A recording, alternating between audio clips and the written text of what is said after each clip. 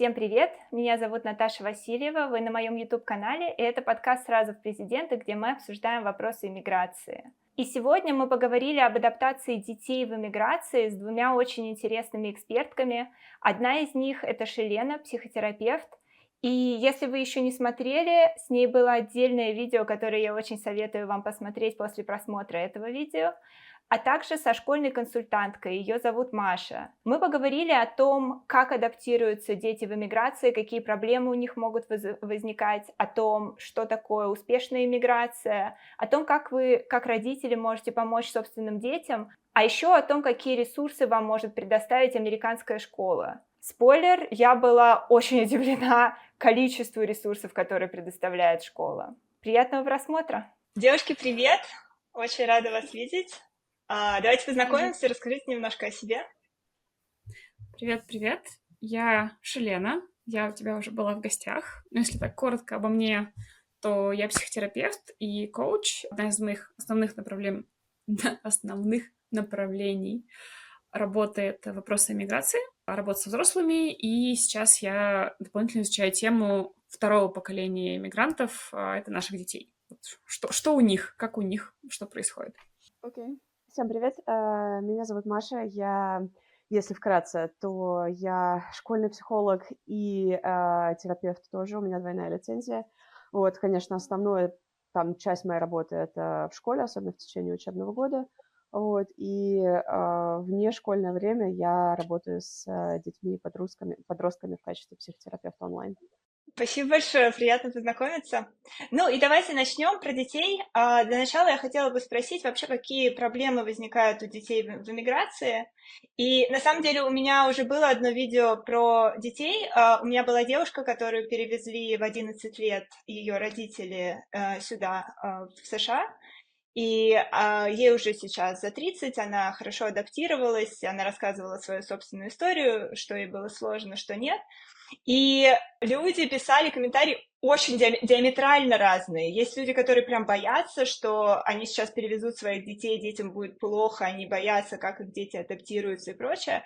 А есть люди, которые вообще говорят, что ой, дети вообще адаптируются на раз, никаких проблем у них нет, все будет хорошо, они адаптируются намного быстрее, чем вы сами и так далее. Вот давайте начнем, да, с того, какие могут быть проблемы. Как сказать, сейчас все исследования, которые я находила, они проводятся в разных странах. Они там в Швеции, в Австралии, я не знаю, в Канаде, в США, на разных культурах. И они достаточно стабильно показывают результат, что второе поколение мигрантов, это мы говорим про наших детей, да, то есть мы первое поколение мигрантов, а вот дети, даже если они родились в стране, точнее, если они родились в стране, это второе поколение, а если они приехали с нами, это 1.5, полтора, скажем так. Вот. И второе поколение — это дети, у которых выше риски депрессии, тревожности, тревожного расстройства и выше риски культурной идентичности, как бы кризиса культурной идентичности. Потому что по факту, что им приходится делать, им приходится между собой примерять две культуры. И чем дальше эти культуры друг от друга, тем сложнее вот это примирение. Есть даже термин, называется бикультурный стресс, bicultural stress. Это та ситуация, когда человек находится вот в обществе, у него одна среда, он приходит домой, у него она совершенно другая. И там вот возникают дополнительные напряжения, сложности с адаптацией, и как бы у детей, по сути, дополнительный вызов. То есть им мало того, что им нужно научиться жить вот как в школе, так еще нужно как-то это совместить с домом, решить все вот эти вот конфликты. В итоге мы получаем потенциальные риски. Я бы сказала так. Не хочется говорить, что у всех проблем нет. Да, но это та ситуация, которая добавляет стресс, и ряд людей получит от нее больше проблем просто так, как мы устроены. Я хотела бы добавить сюда два, мне кажется, достаточно связанных между собой момента. Вот то, что Шелена сказала про bicultural identity, да, я слышала другой термин, который называется third culture identity. Это когда у тебя одна культура как бы в семье, одна культура, ну, в смысле, другая культура в среде, в которой ты находишься, в которой ты живешь, там, скажем, в школе, на работе, среди друзей.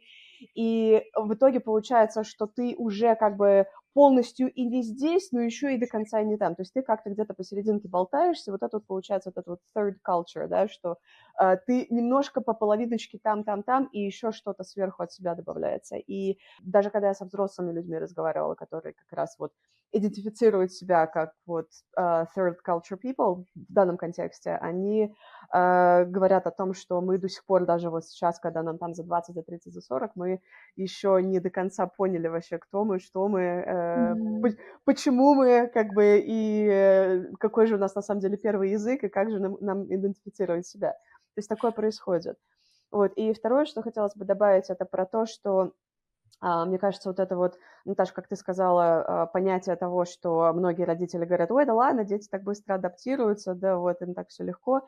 Это такой какой-то, я не знаю, я не хочу назвать это большим мифом, но это, по крайней мере, отчасти миф, потому что то, что мы называем словом resilience, да, вот это вот способность принимать какие-то вызовы от ситуации, способность с ними справляться, да, и способность такие говорить, типа, я молодец, я там вышел победителем из этой какой-то там сложившейся обстоятельств, да, это не совсем то, что вот у детей по дефолту есть, это не то, что он такой рождается, такой, у меня есть резилиенс, нет, конечно. То есть оно есть, если твоя семья, твоя среда, твое там как бы воспитание, ну, естественно, твоя биология, твоя генетика тоже, как бы способствует тому, чтобы эта резилиенция развивалась у тебя, да, но может такое быть, что ее и нет, и поэтому не стоит предполагать, что вот ребенка мы бросили там куда-то, и он такой типа, у меня все получается. Нет. Да, у него получится, если у него есть resiliency. Да, у него будет resiliency, если ее подпитывать со всех разных сторон. Но если этой resiliency нету, ну, как бы, значит, нет. Вот ты, кстати, сказала про взрослых. Я подумала, что это вообще момент, когда я начала интересоваться вот этим опытом второго поколения, что в моей практике достаточно много людей второго поколения, которые мне рассказывают одну и ту же историю, что они не понимают, кто они. Они не могут общаться со своей семьей, у них просто вот этот вот конфликт, что, говорит, я прихожу домой, как домой? Я не могу поговорить с мамой, потому что она не говорит по-английски. А я не могу какие-то вещи объяснить, потому что мой русский не на таком уровне, например. Или я не могу там что-то с мамой обсудить, потому что там, если... они мне говорят делать одним образом, а в культуре это не ложится. То есть вот эти вот конфликты. Девушка с китайским бэкграундом, ее родители, которые, так, ты должна слушаться старших, ты, значит, делаешь то, что положено, и как бы американская культура, в данном случае канадская, но неважно, где это, что все равно ты индивидуальный, ты делаешь, что хочешь, как бы вот эти все вещи. И вот у нее просто культурный клэш, и она как бы и хочет быть и хорошей дочерью, но и свою жизнь хочется, а не чужую, не мэчится. То есть в данном случае вот как раз этот культурный конфликт возникает, конфликт ценностей. Да, это вот системная история. И я согласна абсолютно с Машей, что это та ситуация, в которой, если просто ребенка бросить и надеяться, что он вырулит, мы увеличиваем его риск не вырулить как раз-таки. Классно, спасибо большое, девушки. И вот как мне показалось, то, о чем вы говорите, это такие более долгосрочные процессы, да, особенно отсутствие понимания, в какой культуре ты принадлежишь, это то, что, мне кажется, проявляется вот в более взрослом как раз возрасте, когда ребенок начинает больше себя осознавать. Но вы еще сказали про тревожность и депрессию, да? Это можно ли считать, что это более долгосрочные какие-то вещи, чем то, что вот именно появляется там, допустим, в момент иммиграции? Мне кажется, нет. То есть те исследования, которые я видела, они говорят о том, что, по сути, что происходит? Вот ребенок приходит из одной среды домашней в школу, а он в этой школе сталкивается с совершенно другой культурой. И стресс он испытывает в этот момент, вот этот бикультурный стресс, когда ему нужно в школе там делать одни вещи, одним образом говорить про свои эмоции, например, да, там вежливость какая-то, да. И в школе он приходит, и у него там папа говорит, а что ты ему сдачи не сдал? Ну-ка, иди быстро там это... Я просто есть такой пример, когда вот ребенка стукнули, папа говорит, пойди сдай сдачи. Что в американской школе просто неприемлемо, это очень плохой совет. Ему что, ему нужно с папой, как бы я с папой, это же мой папа, или ему нужно вот со школой, где вот он, ситуация, то есть это будет в моменте. И чем больше таких моментов, тем сложнее ребенку. В какой момент выстрелит, и в какой момент это может перейти из состояния «я в стрессе» в состояние «у меня тревожное расстройство», очень сложно сказать на самом деле. И может быть так, что там же еще у детей помимо социальных всяких процессов, биологические активные процессы идут, да, то есть мы говорим про развитие мозга скачкообразное, мы говорим про гормональные процессы в подростковом возрасте, то есть это все такой огромный клубочек, и я бы никогда не стала говорить, что только иммиграция — это причина вот там, не знаю, тревожного расстройства, ну вот ни разу, но она точно добавляет, скажем так. А вот, допустим, да, вот, кстати, вот этот случай, то, что ты говоришь про ребенка и про папу, который говорит ему дай сдачи, а в школе это неприемлемо. В таком случае родители, наверное, не могут помочь своему ребенку.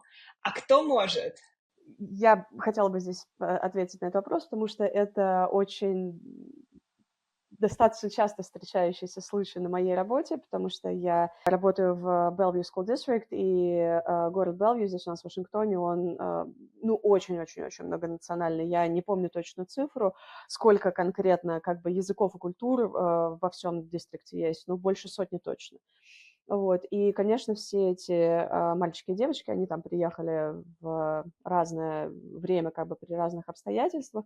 И да, мы сталкиваемся с этим достаточно часто, что приходят родители там из русскоговорящих культур, из латиноамериканских культур, и там, грубо говоря, засучают рукава, и такие, да, я сейчас пойду и разберусь там с этим другим родителем, который вот, родителем того ребенка, который там обидел мою там девочку или моего мальчика, да, как бы, а здесь так не принято, ты здесь не даешь, грубо говоря, контакт одного родителя другому родителю, чтобы они там между собой о чем-то разобрались, да, здесь совсем другие механизмы действуют.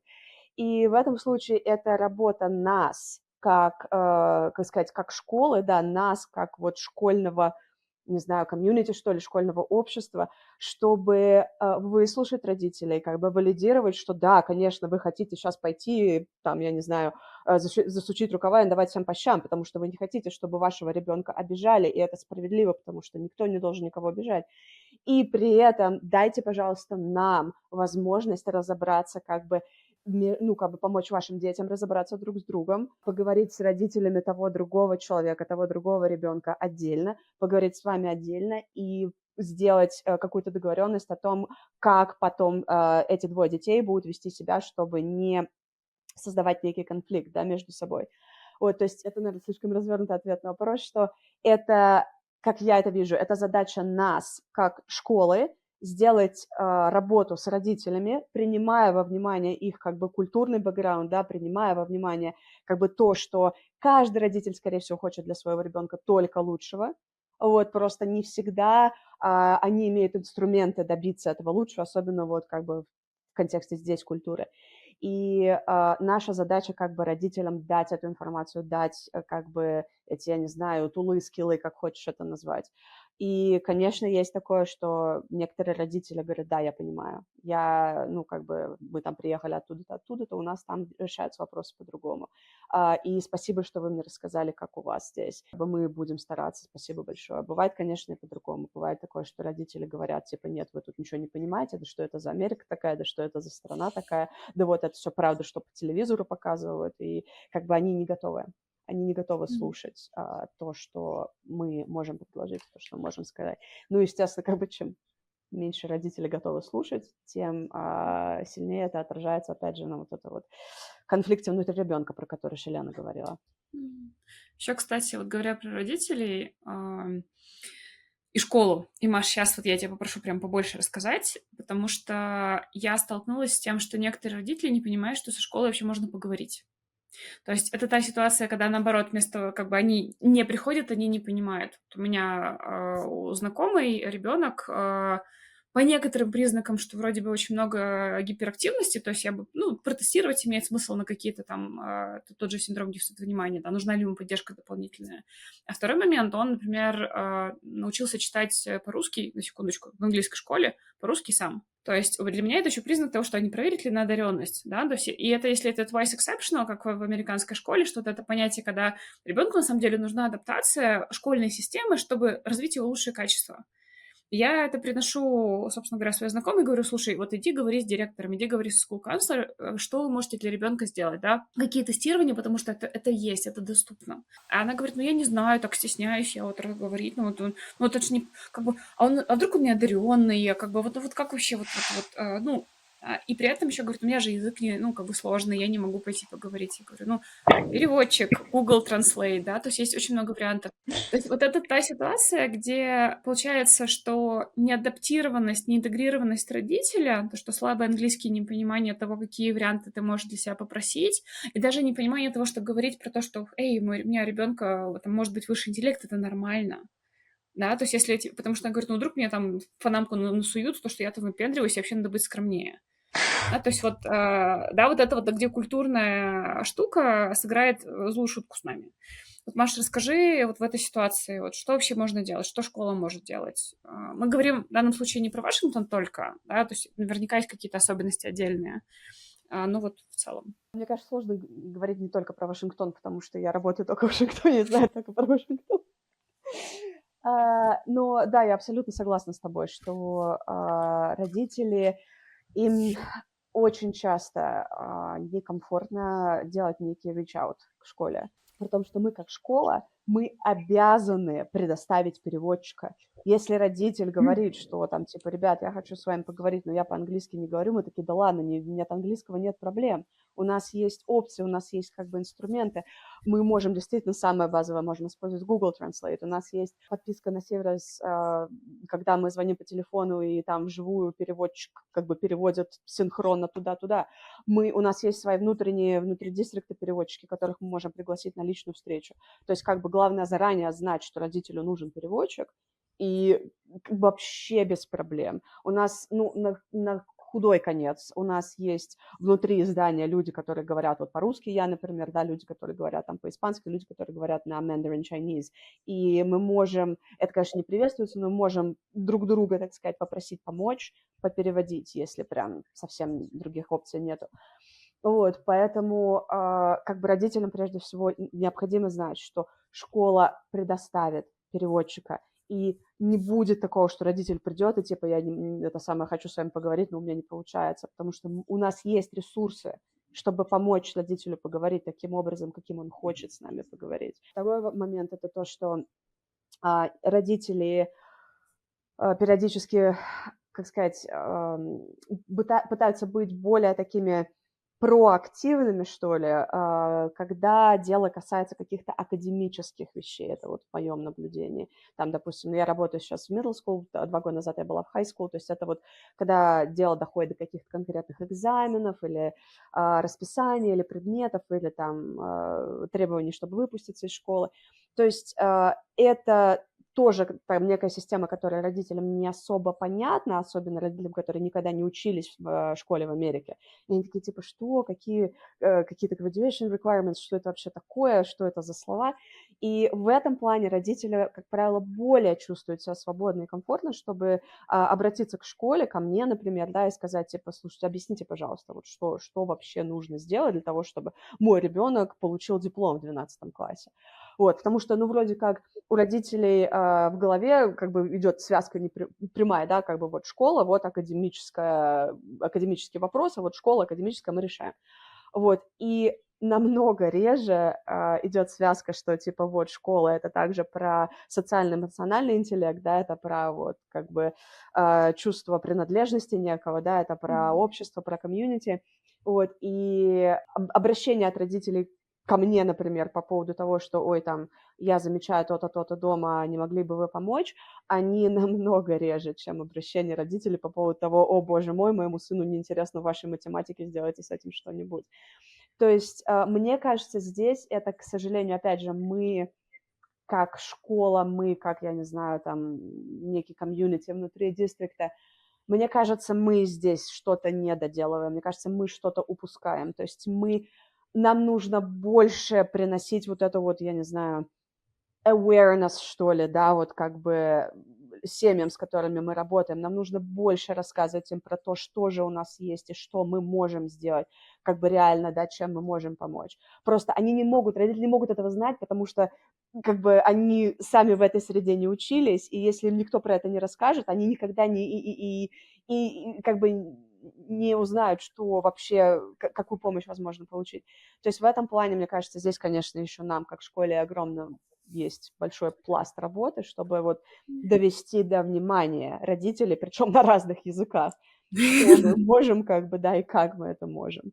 Но я бы здесь хотела вот подчеркнуть, что школа будет стараться, но в конечном итоге очень много именно от родителей зависит. То есть если мы говорим про то, что мы растим детей, по сути, мы растим детей в той среде, которую мы не понимаем. То есть в тот момент, когда вот у меня сейчас началась у ребенка там все мои школы, ну, такая kindergarten, что-то там, вот, и я не понимаю, что это. Мне дали какие-то домашки, что у них будет. Я сейчас не понимаю. Я понимаю, что мне нужно вложить в это время. То есть я прям смотрю на свое расписание и пытаюсь понять, где я буду это делать, потому что это та часть, где у меня нет врожденного знания, где у меня нет опыта, который бы я получала. Да? Но я понимаю, что очень важно, чтобы я в этом ориентировалась. Как мама в данном случае. Потому что для ребенка это значит что? Это значит, что я могу пойти в школу и сказать, а вот это, вот это, вот это. А вот это мне не понравилось, непонятно. А вот это обязательно или вот не критично? Потому что сколько раз сталкивалась с тем, что пишут правила, а потом оказывается, что они не обязательны, и можно вообще это обсудить. И наоборот, когда, то есть вот это вот, я учу своего ребенка, что правило это то, что ты идешь и проговариваешь еще раз, да, что это правда, что здесь нельзя носки снимать, а может все-таки как бы нормально. Это вам как бы забавно, а вот у меня это случай, у меня ребенок чувствительный, и он носки не снимал до, не знаю, 6, 5, ему сейчас 5, вот до 5 лет он не снимал носки на тренировках. И мне нужно было разговаривать с каждым тренером, что нет, сори, у нас гимнастика, у нас специальные носки, они там со специальными силиконовыми вставками и так далее. Вот, а если бы я была из серии, ну, как бы, не знаю, я стесняюсь, но вот правила такие, вот ты у меня, я бы, например, на ребенка давила. А зачем мне на него давить, если это не критично? Ситуация, когда это было критично, например, для паркура, где реально нужно было, чтобы у тебя была босая стопа, вот, мы с ним это обсуждали, мы с ним там построили шкалу для exposure, это я уже мама-терапевт, вот, и он там это в итоге смог разрулить. Но там, где не нужно было, ну, не хочу я 40 минут ругаться с ребенком, чтобы он пошел 10 минут позанимался. Ну, what's the point? Короче, я реально очень много времени инвестирую в то, чтобы разобраться в том, как работает система, как работают правила. И я исхожу из того, что эта система построена для того, чтобы мне помочь. Вот я пойду и спрошу. Вот если мне что-то непонятно, я пойду, я позвоню, я, не знаю, напишу письмо, ну, как бы не с позиции, что быстро разберитесь, а с позиции расскажите мне, что происходит. Да, что я с своей стороны могу сделать, что вы можете сделать. И вот этот диалог, мне кажется, он очень сильно, я надеюсь, и в будущем, что для моего сына это поддержка, что он понимает, что он тут не один с системой разбирается, да, родители так, типа, ну, иди сам, вот, а он может прийти ко мне, мы можем единым фронтом что-то разобрать, мы можем договориться, обсудить, ну, то есть вот это вот support, да, вот это advocacy, это даже еще термин, как по-русски это будет? Ну, не защищать, а вот именно быть адвокатом ребенка, его нужд, да, где там не то, что там, закон не писан, а из серии, ну, вот, а где можно там подогнуть, где можно ему там эти носочки несчастные носить. Вот. И у школы, тут Маша лучше меня знает, но то, что я, по крайней мере, пока еще слышала, что есть вот возможность построить какие-то индивидуальные планы, где-то подстроиться под ребенка. Есть тот же ESL, который второй язык, да, вот поддержка. То есть, ну, много слоев, которые можно и нужно воспользоваться, потому что, блин, они есть, они включены в саму систему. А родители, которые не интегрированы в систему до конца, они не берут возможности, соответственно, не дают их ребенку. И у ребенка меньше ресурсов, чем оно могло бы быть. Да. Я здесь хочу добавить несколько вещей по поводу того, что это, во-первых, создание вот этого партнерства между школой и семьей, это архиважно. То есть это для моей работы как school counselor, это вот как бы, ну, foundational, да, потому что ты, как Шелена уже сказала, ты можешь как бы что угодно делать в школе, но потом в конце концов ребенок приходит все равно домой. Вот, и когда вы с родителями, когда вы с семьей на одной странице хотя бы, это очень сильно помогает, это очень сильно поддерживает ребенка прежде всего. Это во-первых. Вот. И, во-вторых, то, что касается как бы правила, да, чтобы понимать, на что ты вообще можешь претендовать и так далее. Здесь я сталкиваюсь, к сожалению, опять же, среди русскоговорящих семей, среди латиноамериканских семей, с достаточно большим количеством, среди азиатских семей тоже, с большим количеством стигмы, которая наложена на то, что как бы, как это я попрошу лишней поддержки у моего ребенка, и так все нормально, типа мы сами справимся. Это при том, что эта поддержка, она же не нацелена на то, чтобы, там, я не знаю, во что бы то ни стало впихнуть ребенка то, что ему не нужно, а скорее наоборот, чтобы и ребенку было комфортно внутри, как бы, то, что мы называем general education setting, да, это вот как бы система общего среднего школьного образования, да, которая как бы для всех, но при этом мы знаем, что все с разными особенностями, и кому-то нужно немножко больше поддержки, что связано с языком, кому-то нужно немножко больше поддержки, связанной с эмоциями, да, и с их регуляцией, кому-то, как Шилен говорила, если там twice exceptional, особенно если гениальный ребенок, то нужна как бы как более сложная академическая программа, так и, скорее всего, социально-эмоциональная поддержка с другой стороны.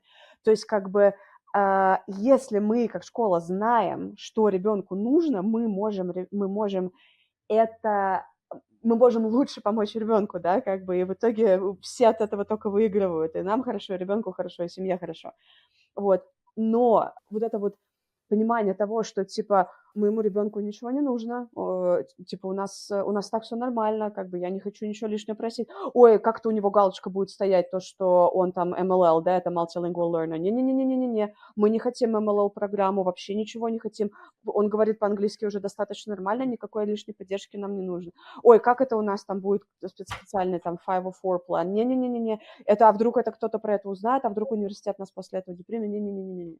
То есть как бы отказываются от, грубо говоря, бесплатной, доступной, вполне себе хорошей, помогающей поддержки, просто потому что не-не-не-не-не, как бы мы не хотим, чтобы лишняя галочка где-то там в бумажках стояла. Это часто. Причем, если я правильно понимаю, это на самом деле на университет не влияет. Эти галочки, они там не то чтобы они их вообще видят, это должна быть закрытая информация, правильно? Да, правильно. Да, в том-то все дело, что эта информация, она конфиденциальна, и если только ты хочешь университету это сказать впоследствии, ты берешь эту свою кучу бумажек из школы, отдаешь университету и говоришь, смотрите, университет, у меня в школе были такие-то поддержки, как бы сделай мне то же самое в колледже. А как бы если ты этого не делаешь, то никто про это не узнает вообще. Вот. Но мне кажется, это опять же некий культурный страх, связанный, естественно, с культурным бэкграундом, про то, что ну, как бы, как такое может быть, что это конфиденциально? Как бы в нашей, например, культуре не привыкли к понятию конфиденциальности, да, как бы поэтому... Недоверие большое Недоверие, есть. да, недоверие системе, конечно. Да, да. Ну вот про вот эту вот интеграцию, что интеграция ребенка очень сильно привязана к интеграции взрослого. То есть если взрослый в состоянии разобраться в системе, если взрослый в состоянии, ну, там, пойти сделать диалог, настроить какую-то коммуникацию, то у ребенка идет просто, ну, как вот те же адаптационные скиллы идут к нему. Да, он видит, что это возможно, он как-то сам учится с этим примиряться.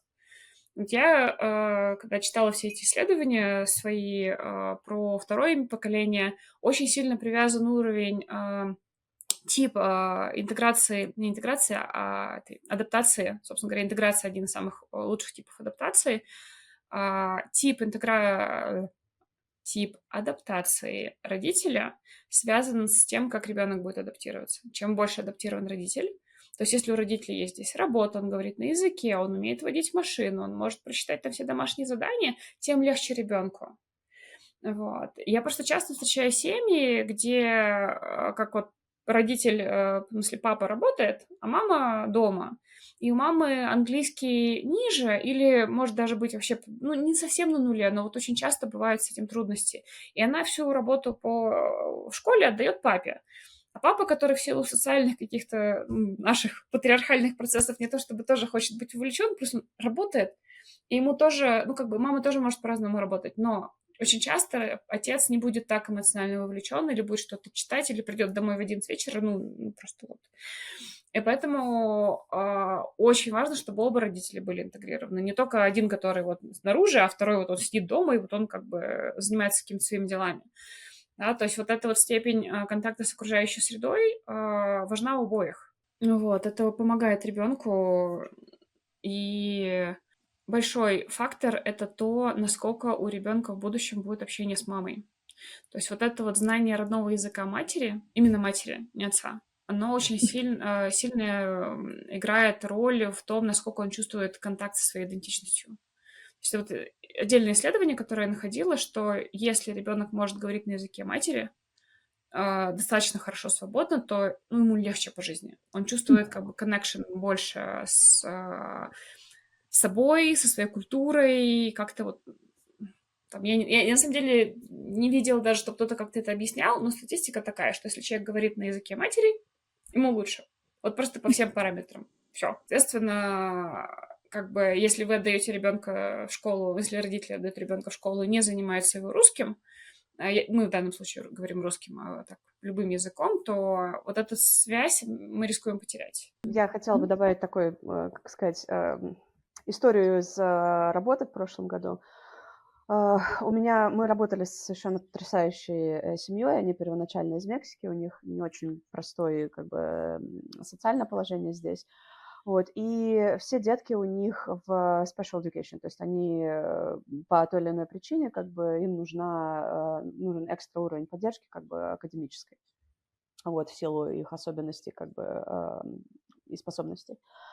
И старшая девочка у них, с которой я очень много работала, она все детство, собственно говоря, пока они жили в Мексике, она говорила на испанском, а потом они переехали сюда, и в итоге она оказалась самая старшая из тех, кто пошел в школу, и когда вся ее семья еще не могла говорить по-английски, а мама, например, все еще не может говорить по-английски, то на эту девушку попала очень большая как бы ответственность, что вот как бы ты сейчас идешь, ты говоришь по-английски, ты совсем разбираешься, и вот у тебя еще 3 маленькие сиблинга, да, за которых ты тоже как бы должна разобраться, что там у них и как.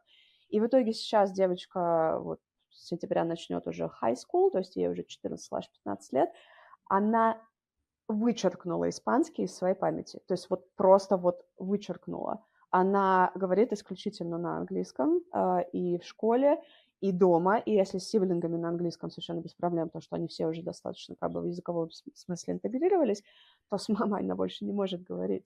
И у нее прекрасная мама, она делает как бы все, что она может, я думаю, делать в ее ситуации. Но это как раз, Шилен, то, про что ты говорила, что мама говорит, я не знаю, как теперь с ней общаться, потому что мы не можем поговорить. То есть я вижу, что ей нужна нам какая-то поддержка, я хочу ее поддержать, а я не знаю как. Потому что как бы я говорю только по-испански, она теперь только по-английски. То есть да, это действительно очень-очень мощный как бы фактор, когда, собственно говоря, первый основной твой caregiver, да, как бы мама, и ты не можешь ей сказать, что типа, мам, мне помощь нужна. Я не представляю, как это тяжело. Это, кстати, даже выражение mother tongue. Да, то есть это не your native, это mother tongue. Не father, не это вот даже не first language, это именно вот, не знаю, культурное, что это вот, но это правда очень важно. Да, да. И это, кстати, вот то, что, Маша, ты говоришь, вот эта история, когда дети выступают переводчиками, бывает. Это, да, и для латинских семей, и вот для китайских, вот с кем я работаю тоже, когда ребенок такой, ну, я не хочу знать мамин диагноз, я не хочу там обсуждать ее эти медицинские вещи, а мне приходится, ну, как бы там, у меня подруга рассказывала, что ей в 7 лет нужно было вести переговоры о зарплате для своей мамы. В 7 лет, представляете? Ну, то есть, насколько это выносит ребенка из его «я ребенок» в состояние, вот как бы, где я взрослый, и сколько там дополнительного багажа появляется, который мог бы и не быть, если бы мама говорила на английском. Ну, я как раз-таки поэтому создаю вот курс, мы с Машей, кстати, создаем курс про детей второго поколения, вот про вот все, что мы сейчас говорим, только в таком более систематизированном виде, с возможностями проверить, там, на каком уровне вы находитесь, где у вас там вот эти культурные клэши происходят, где можно как что починить, вот, потому что проблема есть, а вот системного решения я еще нигде не видела. То есть вот я как бы с тобой-то перед многом даже говорила, что это та ситуация, где я знаю кучу исследований, но эти исследования проводятся в разных странах, на разные возраста, с разными культурами, то есть нет такого, что мы понимаем систематично вот прям до точки, что происходит, у нас есть точный план действий. А то, что проблема есть, это факт. Я смотрю, что работает с русскоговорящими семьями, что моему сыну помогает где-то ориентироваться. Вот, и вот это все интегрирую в курс, потому что важно. Я понимаю, что когда мы эмигрируем, на нас сваливается огромное количество проблем. А нам тоже надо выяснить все эти вещи, нам тоже надо заново построить свою жизнь, тоже собрать свою identity в новой какой-то конфигурации. Но, по крайней мере, когда мы эмигрируем в взрослом возрасте, у нас уже сформировано ядро. Просто там качество ядра — это другие истории, да, но мы знаем, кто мы знаем, где мы родились. У нас какая-то вот такая вот единая цельная картина обычно есть. А у наших детей она рваная. Мой ребенок не понимает, в какой момент нужно говорить по-русски, в какой момент по-английски. Мы пришли в русский магазин, он такой: а здесь все говорят по-русски? А что, так бывает? И он такой, опыт своеобразный. И я понимаю, что это дополнительный просто уровень вызова, уровень сложности, который ему нужно как-то в себе переварить.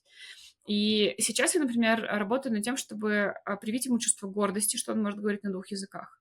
Он говорит: а сейчас, мама, он попросил меня пойти в испанский класс в новой школе с этим дополнительным вторым языком испанским, встроенным. Вот, и я говорю: окей, без проблем, пойдем проверим, как тебе будет.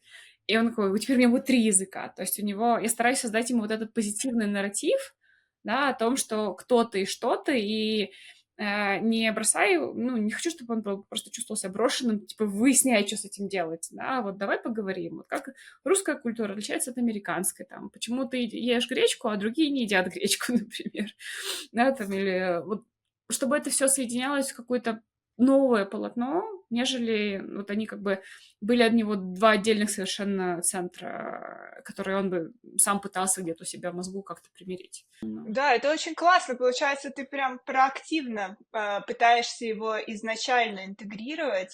И это очень здорово. Вот, допустим, говоря о родителях, которые не совсем понимают, что нужно делать и как нужно делать, как они могут понять, что вот, допустим, вот в этом аспекте ребенку нужна поддержка, а здесь, допустим, она не обязательно ему нужна?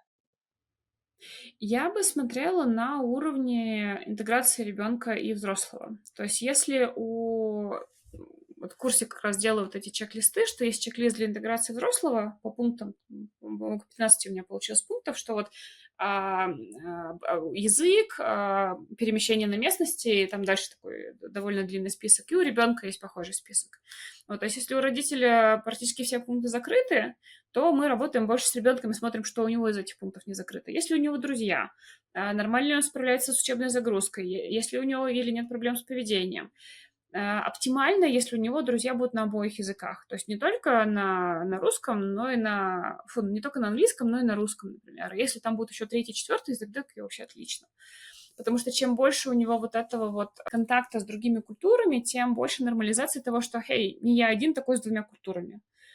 То есть еще одна причина, почему я, например, сейчас его переводила в школу, я прям радовалась, когда я сидела на первом родительском собрании, что больше половины людей явно не юта. То есть это азиатские семьи явно, темнокожие, индийские ребята. Я такая, слава богу, потому что в Юте прям очень... Как бы я спросила один раз: ребят, чего вы сдаешься? Они говорят: у нас есть люди out of state, то есть те, кто с другого штата приехали. То есть они понимают diversity как люди, которые не из Юты. Я бы хотела, чтобы у меня у ребенка было шире представление о мире, чем вот мы не из Юты. Вот. И если, возвращаясь к теме интеграции, да, то есть если у него по всем пунктам нормально, то можно идти с ним самим разговаривать. Где у него конфликты, или там проблемы, или еще что-то. Можно думать на тему того, что где у вас у самих культурное несовпадение.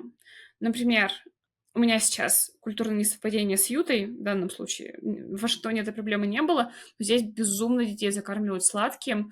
Вот, не знаю, я на день рождения Яны сделала овощную тарелку, вот ее ела я и наши другие друзья, которые как бы следят за здоровым образом жизни. Все остальные нет.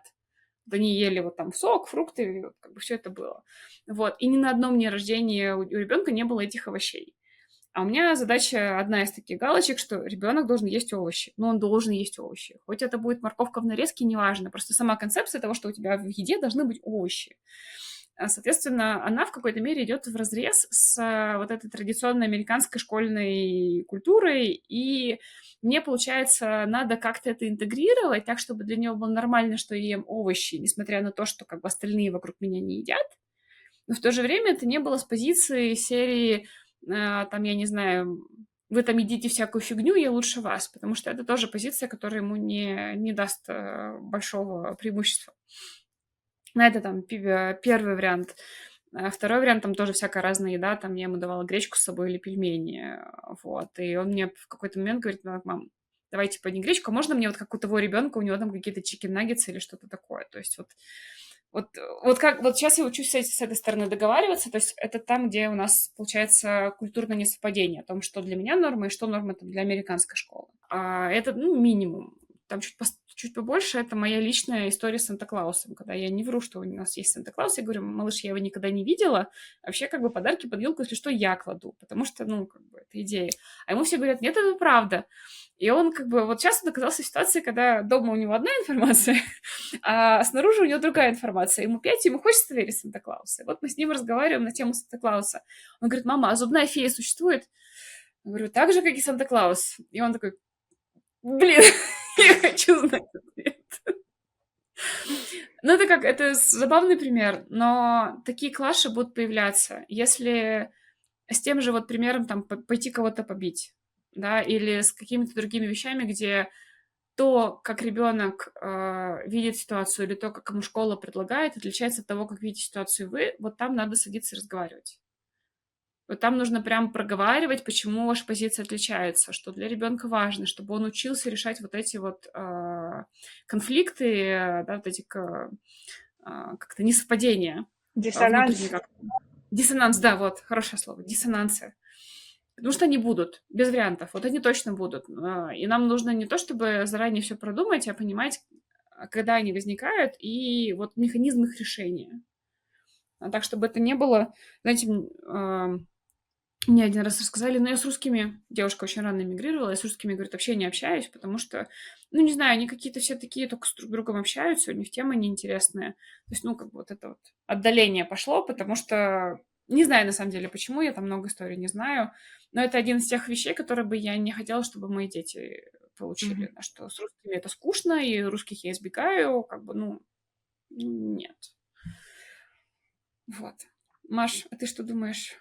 Я восприняла Наташин вопрос немножечко, наверное, в более таком широком, что ли, в более глобальном контексте. И я, наверное, здесь добавлю, грубо говоря, ages and stages, да, то есть как бы на что мы смотрим в плане поведения ребенка в разных возрастах, да, то есть понятное дело, что мы можем, как родители, мы, скорее всего, можем заметить, что наш ребенок чем-то обеспокоен или что он там по какой-то причине несчастен, да, просто в разных возрастах это будет проявляться немножечко по-разному, то есть если там в 3 года он, грубо говоря, там будет, скорее всего, писаться и много плакать и, не знаю, там кусаться и щипаться, да, то там в возрасте 6, 7, 8, 9 лет он просто будет, скорее всего, более эмоциональной, чем ты ожидаешь уже увидеть в этом возрасте. А в подростковом возрасте это будет уже там достаточно большие вспышки гнева какого-то,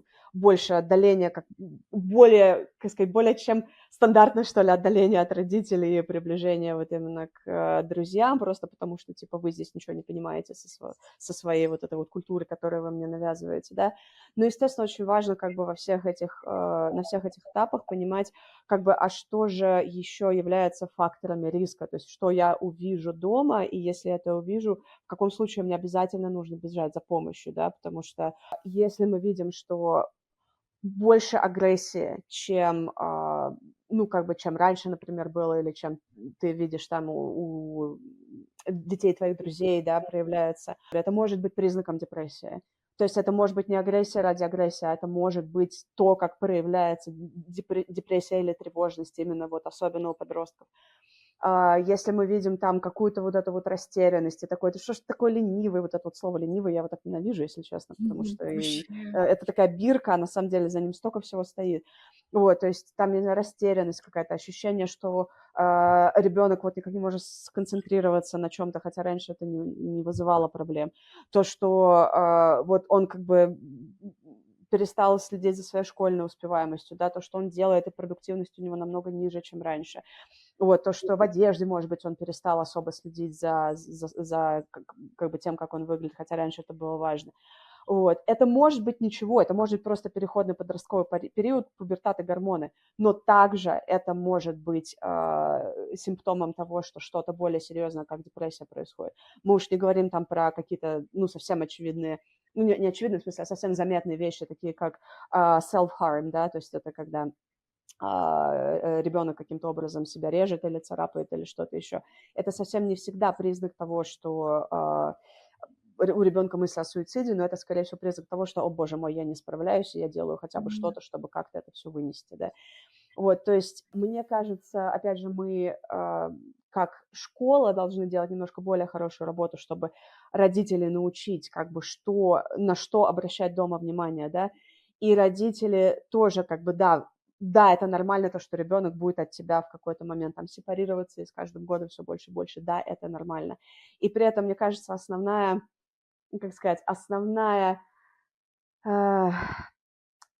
самое важное, что родители могут сделать для ребенка, это как можно больше усилий и труда вкладывать в то, чтобы поддерживать с ним отношения, чтобы развивать вот эти вот доверительные отношения друг между другом, потому что при условии доверительных отношений родитель, скорее всего, почувствует, что что-то как-то не так сейчас. И если родитель это почувствует и заметит, даже если ребенок не захочет конкретно родителю напрямую это говорить, то у родителя всегда будет возможность хотя бы сказать: слушай, чувак, я вижу, что вот что-то не то, и я слышу, что ты не хочешь разговаривать со мной, но я позвоню в школу, как бы, потому что я хочу тебе помочь. Вот. И, наверное, я говорю это все к тому, что есть какие-то, там, я не знаю, объективные какие-то вот список, да, каких-то красных флагов и того, на что можно обратить внимание, что когда ты видишь, что у ребенка что-то не то и что-то не получается справляться. И важно просто знать, что это такое, знать, на что ты должен обращать внимание, и сохранять доверительные отношения, чтобы не упустить этот момент, когда все-таки как бы фактор риска уже присутствует. Поэтому Маша у нас за ментальную часть отвечает на курсе. Если я говорю про иммиграции, вот эти вот нюансы культурные, то Маша будет делать блог, который вот про поддержку, когда уже риски какие-то могли реализоваться, как их определить. Хочу просто добавить одну штуку, что если у вашего ребенка какие-то признаки чего угодно есть, пожалуйста, не думайте сразу про себя, что вы плохой родитель. Вот этот момент, мне кажется, очень важен, потому что не раз я не встречала, что вот у моего ребенка там тревога или депрессия, что где я не права, где я накосячила. Вот. Все-таки огромный фактор — это внешняя среда. Да, мы в семье как бы создаем как можно более защитные, как бы теплые отношения и же с ним, но он идет в школу, у него есть друзья, у него есть куча других факторов, включая там те же глобальные, я не знаю, вот, и мы не знаем, как это отыграет. И наша задача не защитить его от всего вот этого, потому что мы не в состоянии, тем более, когда он будет взрослый, от нас уедет. Наша задача создать ему возможность, во-первых, пойти к нам, вот это доверительное отношение, да, во-вторых, вот эту внутреннюю resilience, то есть не убрать сложности, а научиться с ними справляться. Вот. И не брать на себя, что, ой, боже мой, я плохо сделала, если у него депрессия. Депрессия — это как бы вообще, как угодно может отыграть. Вот. Просто вот ваша вина, вот положите ее вот туда, вот будете разбирать ее с терапевтом, да, как бы в случае с ребенком, особенно если он пришел вам и сказал, это такое доверие с его стороны, это значит, что он настолько верит, что вы можете помочь, вот прям вот медаль себе повесьте, потому что это он вам доверяет, это значит, что вы можете сделать хорошее, вот прямо сейчас делайте. Вот. Я еще, наверное, к этому добавлю то, что опять же, я, конечно, немножко здесь не субъективно, потому что я смотрю на очень много всего с точки зрения именно вот как бы школы и школьной системы. Если школа звонит родителям, мы не будем просто так звонить. У нас там сотни детей. Если мы звоним, и если мы хотим пообщаться, нам бы очень хотелось, чтобы родители нас услышали, потому что это значит, что мы правда обеспокоены. У меня было огромное, бесчетное количество прекрасных совершенно разговоров с родителями, когда родители говорили: боже мой, спасибо, что вот как бы эту историю поделились с нами и так далее, да.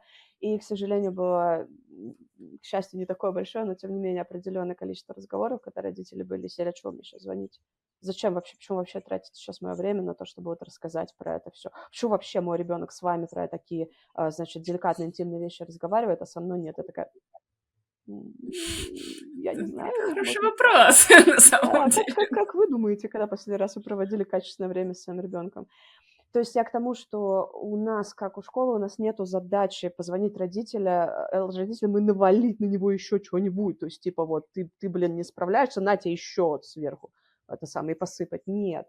Если, ну, то есть, если мы делаем некий outreach, это значит, что мы хотим сотрудничать, это значит, что мы обеспокоены про этого ребенка и про его, как бы, ментальное, физическое, психологическое здоровье, и мы хотели бы понять, как мы от себя и как мы в сотрудничестве с семьей сможем помочь, поддержать, а не то, что там мы вешаем, как шлем, говорит, какие-то бирки, чтобы там вы плохие, или вы что-то не доделаете, или еще что-то.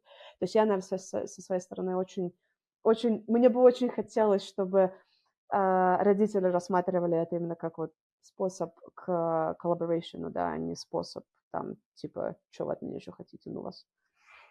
Ну, кстати, да, вот мы довольно много сейчас разговариваем о том, как школа может помочь в очень большом круге различных вопросов. И, Маш, может быть, ты можешь проговорить прям, с какими вопросами вы работаете? Потому что, насколько я понимаю, родители, ну, есть те, которые боятся обращаться по каким-то культурным причинам, а есть те, которые просто не знают, да, с чем может помочь каунселор, как ты вначале говорила, в основном люди с академическими вопросами обратятся, а с эмоциональными нет. Вот расскажи, пожалуйста, да, вообще, что делает каунселор, и это единственная должность в школе, которая может так или иначе помочь детям и родителям, или есть еще кто-то, вот к кому обращаться, с какими вопросами? Наташа, это прекрасный вопрос, потому что очень сложно, на самом деле, в одном предложении описать, что же делает school counselor, потому что у нас есть две совершенно вот как бы параллельные, что ли, и при этом связанные между собой сферы деятельности. То есть это академическая и это mental health.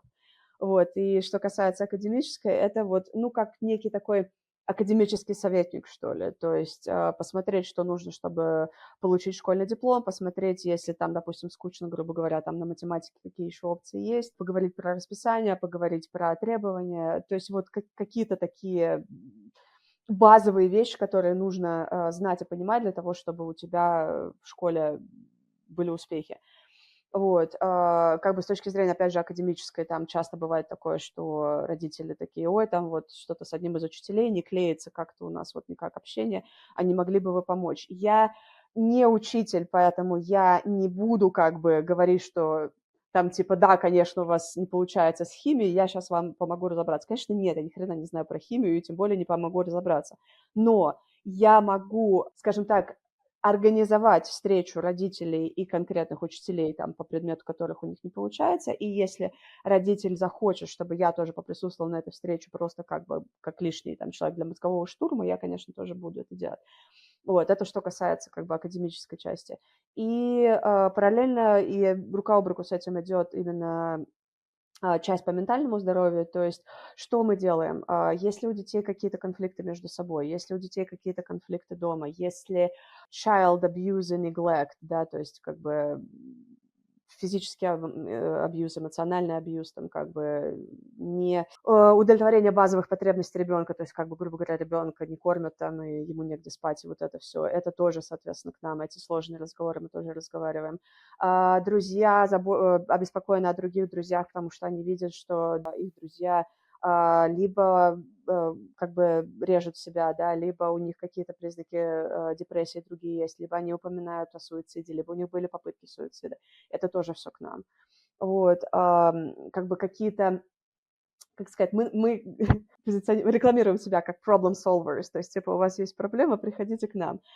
Сможем ли мы решить любую проблему? Нет, но, скорее всего, мы сможем понять, куда дальше тебя как бы перенаправить для того, чтобы тебе помогли решить эту проблему. Ты приходишь ко мне и говоришь, блин, мне нужен там как бы ваучер на еду, потому что у меня у мамы зарплата через 2 недели, а мне есть нечего. Я такая, окей, и я обращаюсь к нашему Family Engagement Specialist, чья работа как бы заниматься этими ваучерами на еду.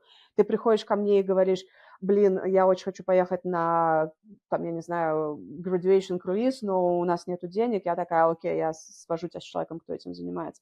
Ты приходишь ко мне и говоришь, что там мой друг вчера сказал, что он хочет умереть, окей, это опять же как бы, это я связываюсь с этим другом, это я связываюсь с семьей этого друга, это я связываюсь с каунселором этого друга, если этот друг в другой школе учится, да, как бы это все ко мне.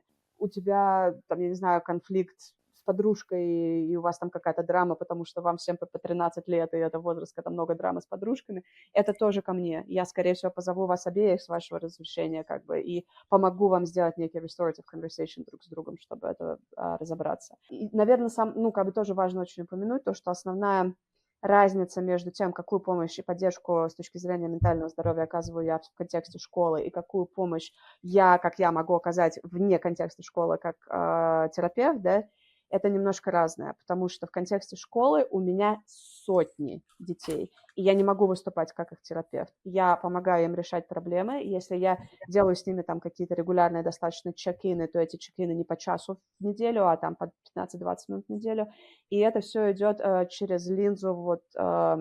Шилен, как по-русски solution focused? Решение проблем. То есть мы не делаем терапию, мы решаем конкретную проблему. Да. То есть это все вот именно такой достаточно короткоформатный, что ли, counseling.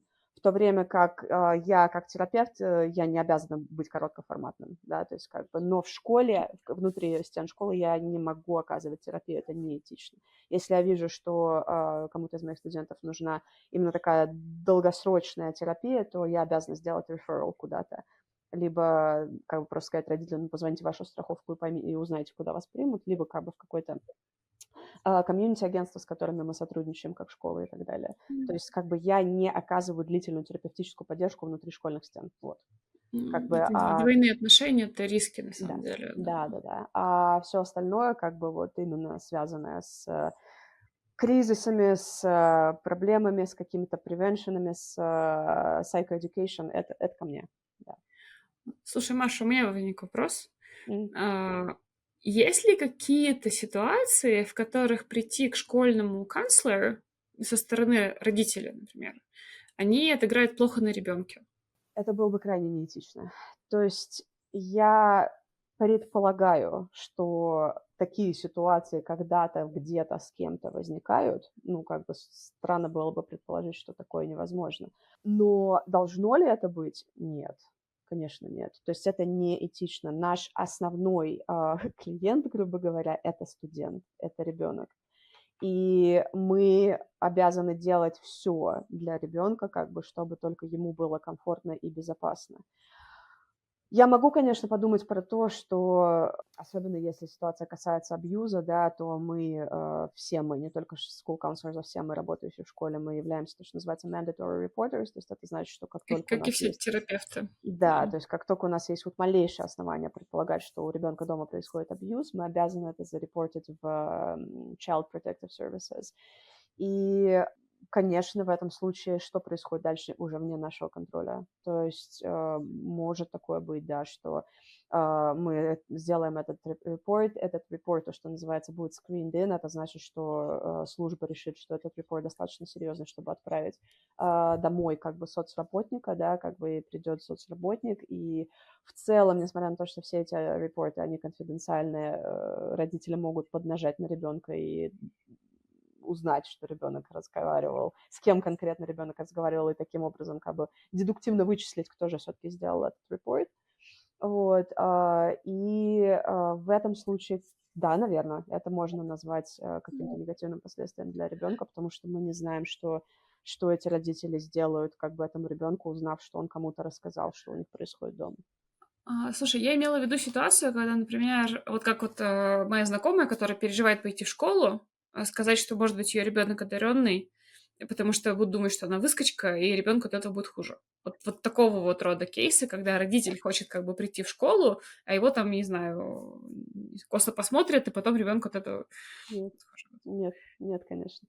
Единственное, что я бы, наверное, хотела очень попросить, опять же, это в разных культурах по-разному, в русскоговорящей культуре очень часто сталкивалась с тем, что родитель приходит в школу такой: «Привет, я здесь, а давайте поговорим», а мы такие: у меня календарь на ближайшие 2 недели просто вот вообще никак не привет и не поговорим. То есть единственное, о чем я бы очень хотела попросить, чтобы appointment заранее сделали, который как бы удобен, да, всем. И нет, это никак не должно, не этически, тем более как бы нелегально никак не должно негативно отразиться на ребенке, скорее наоборот. Те, кто смотрит и думает, идти в школу или нет, пожалуйста, идите. Вот, они как бы, они на вашей стороне, им за это платят, и это их работа, и вообще вся система построена вот именно в том, как бы, как ребенку сделать лучше. Вот, и в этом смысле они на одной стороне.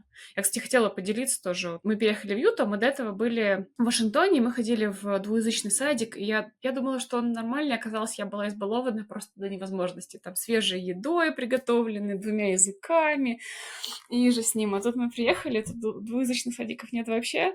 Еду свежую нет, это костка какие-то непонятные, очень сладкие штуки. Отдельный вопрос. Вот. Но в то же время возникли некоторые культурные сложности. Например, у меня ребенок, он очень любит, он привлекает себе внимание. То есть я подозреваю, что у него там в какой-то момент спектр, как и у меня, проявится. Сейчас я на это просто пока смотрю и так это отслеживаю, поддерживаю.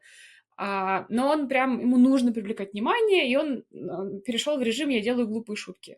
Причем иногда эти глупые шутки, они вот эти potty jokes, которые туалетные, вот еще возраст подходящий, еще как бы он переехал, то есть у него адаптация, ему нужно место занимать в системе. Короче, и меня раза 3 вызывали к директору. Это вызывали к директору в русском языке, так звучит. Я такая, приезжаю, сейчас будут ругать, знаешь, культура, включилась культура. Вот, а мне говорят, давайте думать, что делать. И настолько дружелюбные отношения не с позиции, окей, у нас есть проблема, мы здесь вдвоем на стороне ребенка, и с нашей стороны, и с твоей стороны, давай как бы планчик, и мы вот создаем план. И даже я им принесла как концепцию, что у меня ребенок не понимает до конца вот этой вот именно, что это potty jokes, и у него нет инструмента на английском давать другие шутки, потому что мы не шутим на русском. Мы дома говорим на русском, мы не шутим на английском, и он не знает терминологию. Он какие-то вещи повторяет, но у него как бы нету осознавания. И в итоге они что? Они нашли книжки с шутками для детей, чтобы я их выучил или как-то осознал. Они как бы для его внимания, для его потребностей во внимании, они сделали для него специальный тайм, когда Ян рассказывает книгу. И вот он выбирает книгу, приносит, и он, значит, стоит перед всеми рассказывает. А он ярко рассказывает, он такой подвижный ребенок, в общем, в меня чем-то. Во многом в меня. Ему прям его отпустило. Вот как только у него потребность закрылась, и он может ее достигать безопасными способами, то есть не потит шутками, а шутками про курицу, которую я не понимаю, потому что на английском эта шутка звучит очень странно, да, это вот тот самый культурный контекст. Но ему дали инструменты. И мы поняли, что у него инструментов нет. Это не то, что ему прям критично эта туалетная тема, у него просто других вариантов нет, а хочется. И вот то, что есть вот эта возможность диалога, то есть ты приходишь в садик, и ты можешь говорить.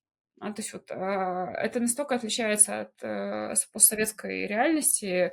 И мне кажется, мы просто не понимаем, что это можно, что это в нашу пользу на самом деле. Да, все эти разговоры, это в нашу пользу. Никто там не будет сидеть и тебя ругать, как типа, ах ты, как ты воспитала. Вот, потому что, нет этой задачи. Вот. Я хотела бы еще добавить про то, что очень часто, работая как бы с семьями из постсоветского пространства и с азиатским бэкграундом, я очень часто сталкиваюсь с тем, что есть, как сказать, есть тенденция идти, если ты хочешь решить какую-то проблему, идти и решать проблему не напрямую с человеком, с которым эта проблема там возникла, да, а, так сказать, с боссом или даже со скип-боссом этого человека, что типа сейчас я вот пойду и как бы нажалуюсь, да, и вот этот вот там босс или скип-босс что-нибудь сделает. Даже в моей как бы практике очень часто мне кто-то пишет и такой: ой, у нас вот проблема там с такими-то учителями, вот вы как каунселор, вы должны что-то сделать. Знаете, какой первый вопрос задаю я? А вы учителям про эту проблему говорили? То есть вы как бы учителям, к учителю, конкретному учителю, с которым это возникает, вы к нему или к ней обращались, вы это обсуждали, когда, как, что было сделано, да, что сказал учитель как бы в ответ на ваш concern. И очень часто ответ на мой вопрос — нет. Типа, а зачем? То есть это тоже такое очень культурное различие, то, что хочется сразу пойти решить проблему, но только не я сама это пойду решить, а кого-нибудь попрошу, у кого есть как сказать, давление на человека сверху, и человека заставят как бы от моего имени что-то там порешать. Вот, и не просто понять, семьям не просто понять, что, во-первых, я как каунселор, никакого давления, никакого учителя у меня нету, ни сверху, ни снизу, ни сбоку, ни откуда, потому что мы как бы вообще в разных совершенно юрисдикциях, так сказать, работаем. Вот, и то, что в контексте вот как бы американской, по крайней мере, школы в нашем штате, первый шаг, ты решаешь проблему с тем человеком, с кем она возникла. То есть как бы проблема с учителем химии, ты решаешь ее с учителем химии. И только если вы совсем капец не можете решить эту проблему друг с другом, тогда уже вы идете дальше. Это тоже, мне кажется, очень важно, ну, очень важно как бы нам со своей стороны знать, да, как профессионалам, то, что родители идут и обращаются сразу напрямую там через голову, не потому что они хотят там кому-то поднапакостить, а потому что они просто, честно говоря, не знают, как по-другому-то. И родителям со своей стороны, в принципе, тоже здорово было бы понимать, что ожидание как бы от них, то, что они пойдут сначала и решат эту проблему как бы на месте, грубо говоря. Так же, как и детей, собственно говоря, мы как школа, мы от детей тоже ожидаем, что перед тем, как они придут к нам и спросят, типа, о, у меня там эта драма какая-нибудь с моей подругой в кафетерии, как бы первый вопрос, который я спрошу, ну, как бы, а что вы уже сделали? Как бы, что ты сказала подруге, что подруга ответила тебе, и сколько раз ты попросила ее перестать там делать ABC. Вот, то есть как бы это ожидание и от детей, и от взрослых, то, что сначала они будут какие-то шаги с своей стороны предпринимать для решения конфликтов и так далее. И только если это не сработает, они пойдут выше. Ну, кстати, при этом с родителями народ старается как-то напрямую решить. Ну, в смысле, если конфликт там с другим ребенком, то там найти этого ребенка чужого там и с ним поговорить или с родителями поговорить, да, вот этот вот. Да, кстати. Ага. Вот, то есть все-таки у нас вот это вот уважение к институту власти, так сказать, оно как-то вот мы стараемся в отношении него занять позицию, так это, найти кого-нибудь, у кого есть leverage в этом вопросе, да. Я вот говорю, да, у себя, да, почувствовала вот это вот, что, блин, вызвали к директору, сейчас будут ругать. Вот, и я такая еду, так дышим, так, сейчас не включаем защитные механизмы, а то это всем будет плохо. Вот, это помогает, кстати, вот этот момент, майндсет в общении со школой, что они хотят добра. Они не пытаются сделать что-то плохое, у них вообще вся задача, это как бы ребенок в центре, они хотят помочь. Да, и вот заходить с тем, что окей, я чем могу помочь. Да, и, ну, как бы вот убрать вот эту часть, где сейчас меня ругают, это я плохая, и я там плохая мама, еще что-то, она будет громкая, как бы, и вот это вот стыд, вина, и же с ним у нас включаются, у всех постсоветского пространства этого много, но вот прям постараться это вот в сторону отставить и думать о том, что окей, мы здесь решаем проблему, мы выбираем действия, которые мы предпримем, сделаем итерацию, работает отлично, не работает, мы еще раз встретимся и еще раз поговорим. Это не та ситуация, где вы должны на месте магическим образом каким-то решить проблему, от которой у вашего ребенка возникла. Это ситуация, где вы на одну стороне, как бы оказываетесь на одной стороне и вместе выбираете курс дальнейших действий. С тем, что потом это будет меняться. Да? То есть вот как-то вот так. С таким майндсетом у ребенка больше шансов, и у вас больше нервных клеток останется. Вот. Очень интересно, Да. девушки, спасибо большое. И да, вот, и звучит вообще как фантастика для человека действительно из постсоветской школьной системы. И вот то, что Маша говорила о том, как школа может помочь, и с каким огромным количеством вопросов к вам можно обращаться. И как Шелена рассказывала про вот эту историю с Potty Jokes, как действительно абсолютно неожиданно, оригинально ее решили. Это очень здорово. И я хотела еще вас спросить, как выбрать школу? Как вот понять, что, допустим, эта школа вам подойдет? И я помню, Шелена упомянула про diversity, то, что для тебя, допустим, как матери важно diversity. Вот я хотела спросить, почему? Почему для ребенка важно diversity? И тоже там, допустим, ты про еду упоминала, но вот еще на какие критерии вы бы стали смотреть, когда вы выбираете школу для детей? Давай, Маш, а ты меня потом поправишь и скажешь, как правильно. То есть критерии, на которые я смотрю сейчас, мы пока в private, получается. И я сейчас в private, потому что я не готова морально разбираться с школьной системой Юты. Она довольно сильно отличается от Вашингтона, здесь мне некого спросить. Да, то есть если в Вашингтоне я могла прийти к Маше и сказать: Маша, объясни мне, что это такое, то тут у меня таких людей пока нет, к сожалению. В итоге я собирала отзывы, и я собирала, как бы, у кого какие проблемы.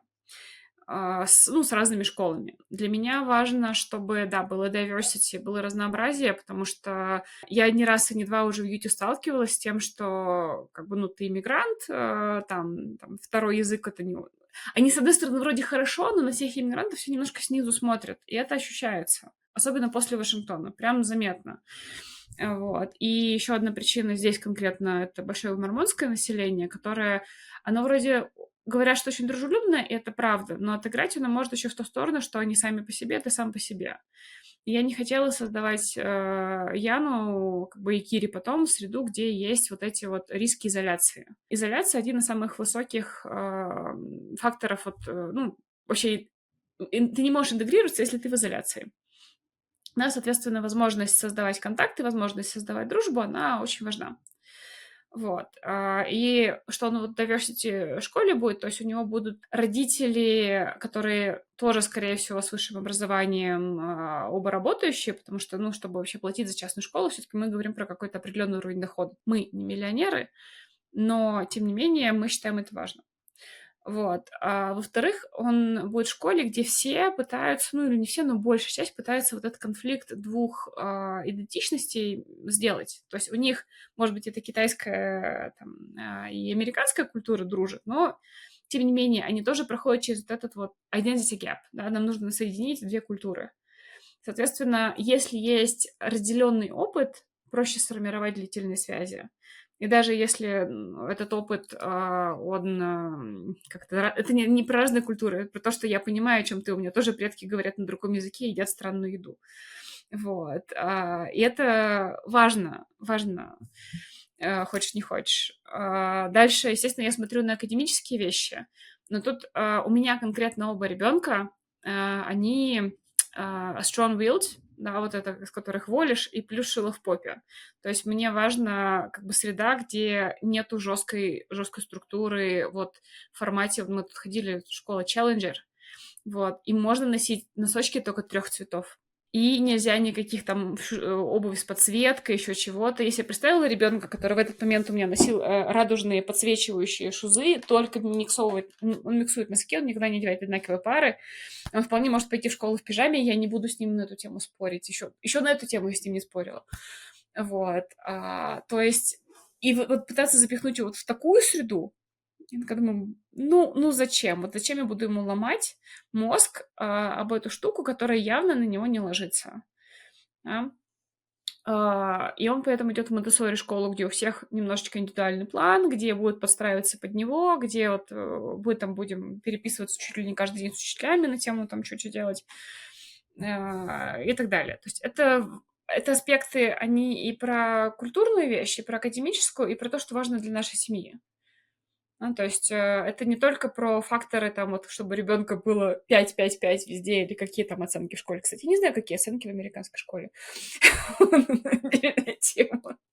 Это я еще буду выяснять. Я хочу, чтобы это подходило под то, какие мои дети, то, что и важно. Вот, потому что вот эту strong-will ломать, это, знаете, как мы хотим, чтобы он был послушный маленький, а потом у него было лидерские качества, и он все делал. Вот я их... Ну, не будет так, вот. Поэтому приходится вот adjust. Это у меня есть выбор. Да, я понимаю, что мы говорим, если мы говорим про публичные школы, там немножко другая история, которая, кстати, знаю существенно меньше. Маш, а ты что знаешь? Оценки в американской школе A, B, C, D, F. Самое высшее — это F. Самое высшее — это A. F — это значит fail. То есть F — это как бы завалил, не зачет, так сказать. Окей. Good to know. Good to know. Я как раз, скажем так, у меня не очень большой опыт выбора частных школ, скорее, ну, как бы паблик, потому что я работаю в паблик, да, и ко мне понятна эта система, и моя дочь тоже учится в паблик. Ну, самое банальное, что можно сказать, это то, что у каждой школы есть рейтинг, и есть сайт goodschools.org или goodschools.com, я точно не помню. В общем, там можно посмотреть, к какой школе прикреплен твой дом, твой район, как бы, и какой у этой школы рейтинг.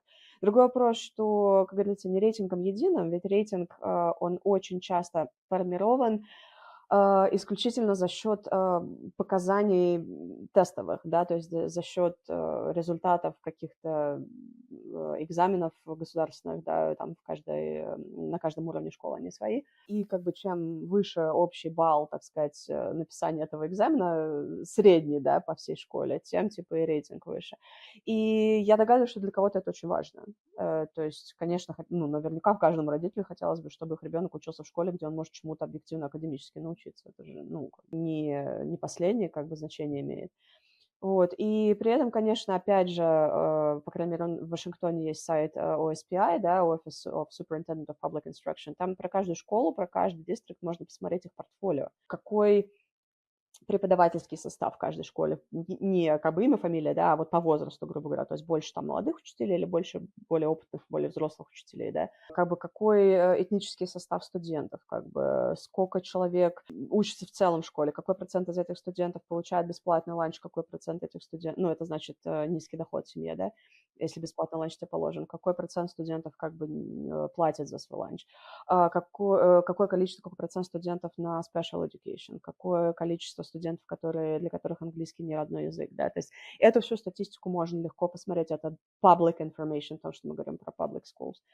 Вот, и, соответственно, как Шиляна сказала, в зависимости от того, что для тебя, как для семьи важно, то есть важно ли тебе, чтобы твой ребенок учился в школе, где очень круто сдаются тесты, важно тебе, чтобы твой ребенок учился в школе, где много детей как бы не говорят по-английски, я не знаю. Вот мне, например, как маме, мне было важно, чтобы моя дочь училась в школе, где существует хорошая поддержка по тому, что называется 504 plan. Это один из вещей, которые школа может сделать. Я не буду вдаваться в подробности, но это, грубо говоря, учебный план, где ребенку полагается по закону немножко больше поддержки, немножко больше accommodation внутри класса, чем вот как бы остальным деткам вокруг. То есть для меня было важно, чтобы у меня была возможность у дочки как бы сразу же сделать 504 plan, и еще до того, как она пошла в эту школу, в принципе, я уже как бы связалась со школой, с school counselor, говорю, вот так, как бы, что нужно сделать. И то, что я услышала от нее, мне очень понравилось, и как бы моя душа была абсолютно спокойна в том, что вот мой ребенок пойдет в совершенно незнакомую для нее среду как бы в первый класс, и я знаю, что я имею право претендовать там на вот это по 504 плану, что мы будем сотрудничать с школой и с каунселором для того, чтобы этот 504 организовать. Ой, то есть, как бы, я говорю, действительно, для каждой семьи это разные совершенно факторы. То есть тут в идеале надо понимать, какие ценности семейные у вас есть, у вас всех, какие черты ребенка как бы хочется или не хочется развивать. Ну и объективно говоря, наверное, может быть, даже начать надо с финансового вопроса. Потому что могут ли все себе позволить как бы частную школу? Нет, конечно. Могут ли все себе позволить жить там, я не знаю, в Белвью и отправлять ребенка в Белвью School District, где там, я не знаю, ходят дети Билла Гейтса? Нет, не у всех есть такая возможность. То есть как бы сопоставлять вот это все и смотреть, что из этого подходит. Я бы еще брала diversity во внимание, потому что тоже видела исследование, что дети второе поколение мигрантов чаще подвергаются буллингу, и мы, опять-таки, там, условно, по признаку иммигрантскому. То есть, если не сильно выделяешься, то у тебя чуть меньше шансов, что тебя будут булить. Это все-таки тоже риски. Я за то, чтобы их снижать. То есть это вот именно отличалось, в исследованиях они проводили, что в целом риски выше, но они очень привязаны к школе. То есть они не так, что это во всех школах, а именно вот привязка к тому, какая школа, какой там diversity. Спасибо большое за развернутые ответы, девушки. Очень здорово. И у меня есть, кстати, вопрос от подписчицы, точнее, даже не вопрос, а прям целая история, вот, которую я хотела вам зачитать и послушать, что вы думаете по этому поводу. Значит, история такая. Мы в США 4 с небольшим года, и моя дочка явно адаптировалась успешно, точнее, успешнее меня. Ей 17 лет, и ей было очень тяжело, особенно первое время, потому что я привезла ее из состояния самостоятельного человека, который сам ходил в школу в Москве, в дом, от которого до школы самостоятельно не добраться, в нейборхуд, где нет детей, не дойти до общественного транспорта и магазинов. А еще в ковид, когда школа была виртуальная. Все наладилось, когда мы переехали в апартаменты в шаговой доступности от школы. Теперь она самостоятельно может дойти до магазина и парка, каждый день ходит гулять одна. И вроде бы все хорошо, но мне страшно практически каждый раз, когда она уходит гулять, потому что здесь пропадают дети и расстреливают на улице. И этот страх непридуманный. Мы живем не в самом благополучном месте. Такие случаи происходят время от времени. Но я уже не могу отобрать у нее эту свободу еще раз. Хотя иногда меня и подмывает спросить ее не ходить гулять одну. Что делать? И второй вопрос. Сейчас мы с дочкой друзья, но когда мне было тяжело и ей доставалось, как понять, надо ли ей ходить к психологу или у нее все в порядке? Существует ли практика профилактического приема у психолога с целью выявления чего-то, с чем лучше поработать раньше, чем позже? И легче ли работать с проблемой в подростковом возрасте, чем во взрослом или наоборот? Я, наверное, могу на первой части, а Маша на вторую. Да-да-да, я так хотела предложить. Просто с первым вариантом, где страшно отпускать дочку, как бы проблема вообще не в дочке, а проблема в реакции мамы. Что с одной стороны, действительно реальные риски, с другой стороны, в том-то дело, что они реальные, что они есть, но они никуда не денутся. Это так же, как я часто привожу пример, если вы садитесь за руль машины, вы берете на себя риск попасть в аварию. Этот риск существует просто потому, что вы сели за руль машины. Даже не вы сели на пассажирское кресло, вы тоже взяли на себя этот риск, равно как и все остальное. И да, есть, не знаю, более безопасные машины. Если водить по правилам, мы как бы снизим риски. В случае там неблагополучного района это немножко сложнее, но это, тем не менее, та ситуация, где мы не можем риск убрать. То есть если вы ребенка с 17 лет скажете все дома, вы просто, по сути, портите с ним отношения, потому что, по-моему, понятно, почему вы портите с ним отношения. Вот, и как бы он будет гулять в 18, окей. Как бы уедет, да, то есть вот ничего не поменяется от этого решения. Вот, вы можете, если говорить про такие problem-solving, да, поговорить с ней, а давай ты мне пошаришь, не знаю, локейшн на телефоне со мной, чтобы я тебя видела, хотя бы мне чуть-чуть будет спокойнее. Вот, не знаю, вы можете там обсуждать, куда бы она хотела пойти.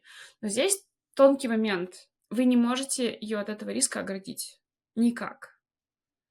Хочется там сказать, ой, да пусть она ходит там по правильной стороне дороги, но нет такого, к сожалению, особенно в неблагополучных районах. И этот риск не привязан к США. В любой стране в неблагополучном районе у вас есть риски попасть в неблагоприятную ситуацию.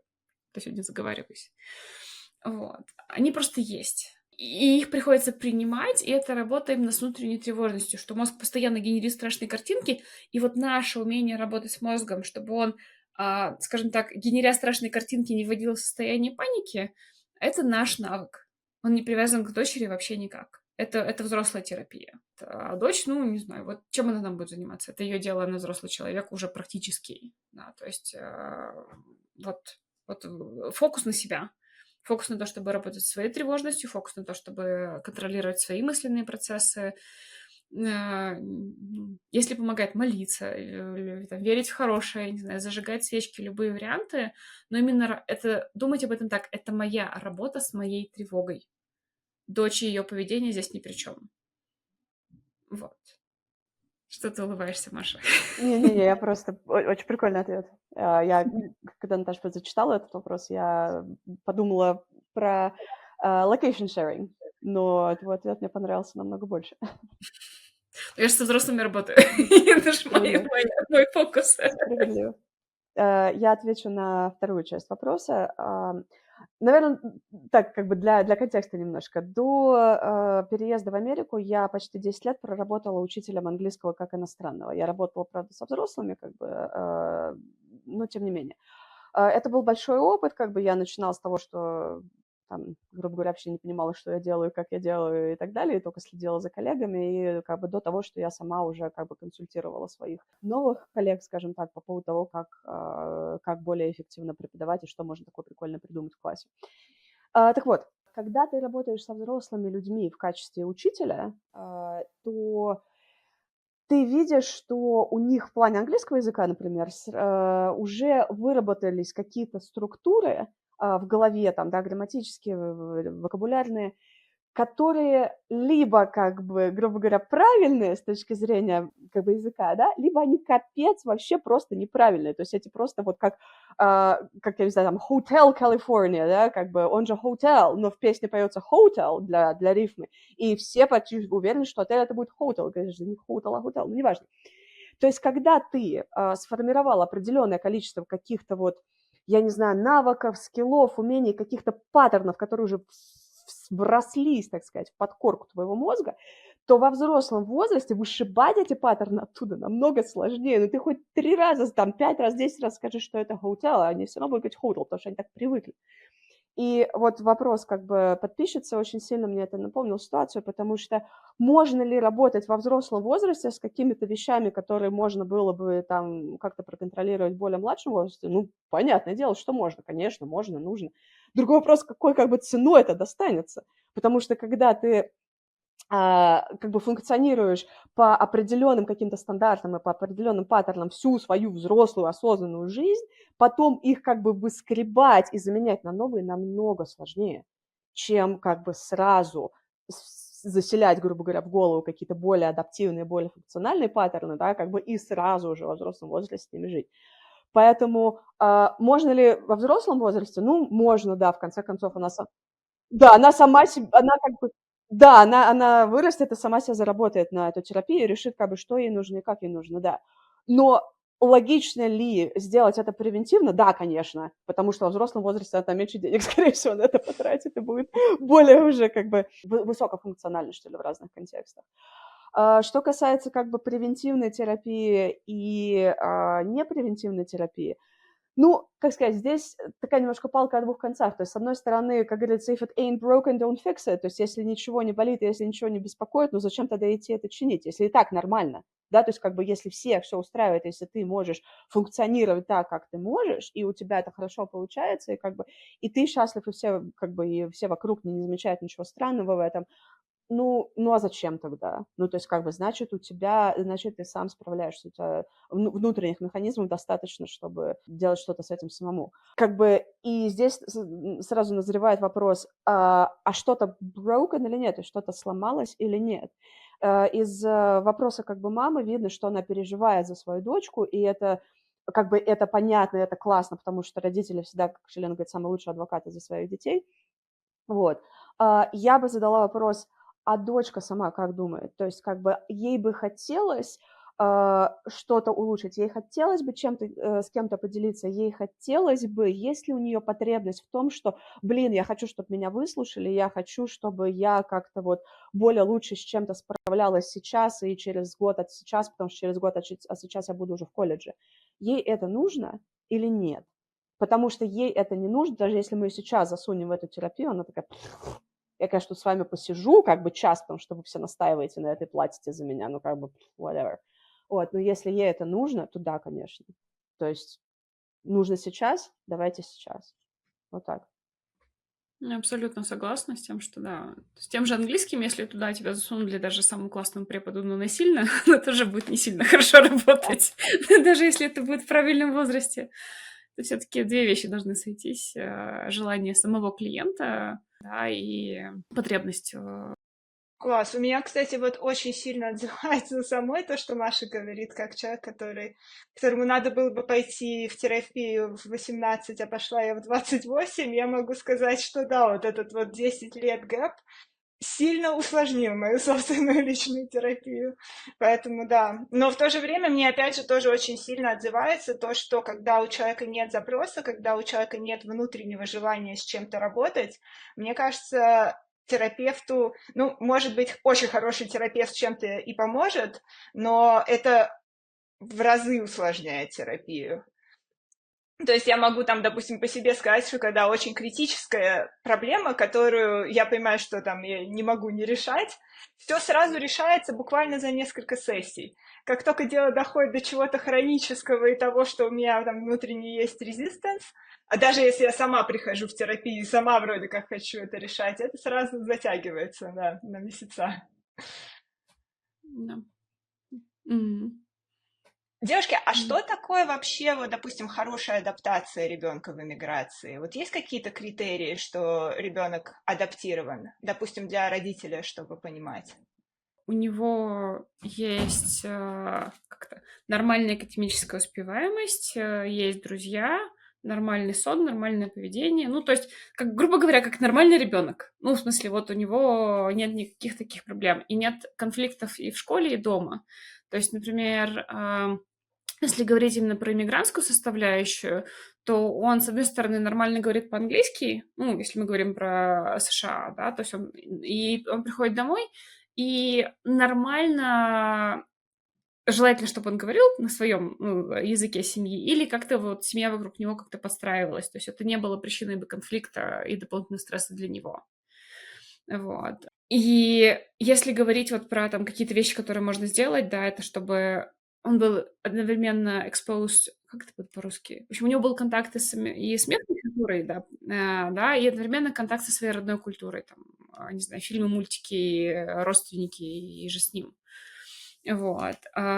Основное, говорить про адаптацию, основное это вот, что он нормально себя в школе чувствует, нормально себя дома чувствует. И это видно по его поведению, это видно по вот этим внешним маркерам. Ну, наверное, вот так. Да, извини, я просто подумала, даже заметку сам сейчас себе сделала для курса для нашего, то, что есть же несколько разных теорий как бы культурного становления твоей как бы культурной идентичности, да, и как бы там кто ты, что ты и так далее. И считается, что, скажем так, 80-й левел, грубо говоря, да, это то не когда ты говоришь, что там типа я ничего не хочу иметь общего с этой дурацкой русской культурой, потому что это все вот. Или никогда, наоборот, говоришь, что, типа, я только там русская, я только буду покупать продукты на Брайтон-Бич, грубо говоря, я не хочу, как бы, я в Америку не хожу, я не знаю, как у них там дела, да. А когда ты принимаешь в себе, скажем так, часть тебя, которая принадлежит одной культуре, когда ты принимаешь часть тебя, которая принадлежит другой культуре, и когда ты сам в себе интегрируешь так, что тебе жить комфортно. То есть это вот, ну, это вот чисто теория, то, что я сейчас сказала, да, как бы. Это не теория. Это просто очень сложно внешне отследить. А вот, да, как бы эта внутренняя интеграция, она выглядит как у тебя есть части, которые друг другу не противоречат и не ругаются. Да. А внешне это выглядит как тебе и там нормально, и у тебя нет как бы сильных эмоциональных вспрысков на гречку, я не знаю. И ты там спокойно смотришь бейсбол и понимаешь, о чем идет речь. Ну, то есть как бы вот ты и то можешь, и тебе и там нормально. Вот. А это значит, что внутри прошла нормальная состыковка частей. Девушки, спасибо большое за разговор. Может быть, вы хотели бы напоследок что-то еще добавить к тому, что вы уже сказали, или там, допустим, какие-то советы дать нашим зрителям, или, может быть, порекомендовать какие-то ресурсы, книги, не знаю, подкасты, все что угодно. Я хотела бы про ресурсы, Шелен, если ты не против. Скажем так, я бы, опять же, я здесь достаточно biased, потому что я смотрю через школьную линзу на это все. Я бы очень советовала начать просто тупо с того, чтобы изучить сайт вашего школьного дистрикта. То есть если мы говорим про public school, да, как бы, или там у больших private schools у них тоже есть достаточно классные сайты. Посмотреть, что дистрикт предлагает, посмотреть, вот у нас на сайте Bellevue School District прям целый огромный раздел есть про там как бы mental health support и так далее. То есть посмотреть там. Это далеко не первое, что приходит в голову, да, покопаться на сайте дистрикта и типа, а что там они могут сделать, но это правда, сайт дистрикта – это кладезь информации. То есть посмотреть, а с кем они сотрудничают, а что у них внутри есть, а какие программы внутри каждой школы есть, да, то есть начать с этого. Потом, может быть, перейти на сайт конкретно как бы школы, в которой ваш ребенок учится, да, потому что у каждой школы, опять же, у нас в Белле, по крайней мере, у каждой школы есть свой сайт, и у каждого школьного сайта есть раздел как бы school counseling, и там тоже огромное количество всего, что может быть интересной информации, которая может быть интересной академически, как бы и с точки зрения ментального здоровья. То есть я вот, правда, начала бы тупо с того, что изучить сайт школьного дистрикта и посмотреть, что они предлагают. Это бесплатно. Ну, кстати, да, я думаю, что вы как раз-таки собрали больше всего ресурсов и знаете про них все. Да.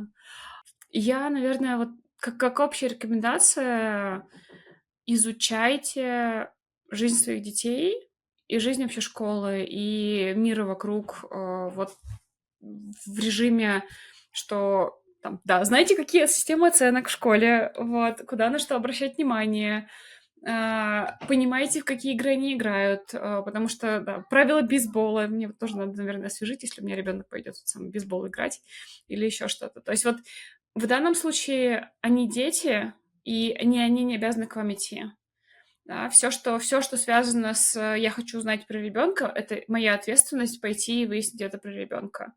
Пойти и выяснить это про его среду, пойти понять вот про вот, не знаю, вот этот тип снеков, который он мне говорил, вот что это за тип снеков, и у кого это спросить можно в конце концов. Не пытайтесь на ребенка переложить ответственность за вот создание этого контакта. Потому что он-то как-то его создаст, у него без вариантов, он какой-то его создаст. Но если мы хотим, чтобы это было гармонично, чтобы это было, и мы интегрированы в этот контакт тоже, то это наша работа нас самих интегрировать в общество. А, Желен, кстати, вот о том, как разговаривать с детьми, ты сказала, что как можно больше узнавать о их сфере интересов, как можно больше быть в теме. А может быть, ты можешь еще немножко рассказать о том, как сделать так, чтобы действительно вот ребенок хотел с вами разговаривать, хотел вам доверять, или, может быть, чего не стоит делать, чтобы ребенок хотел с вами разговаривать?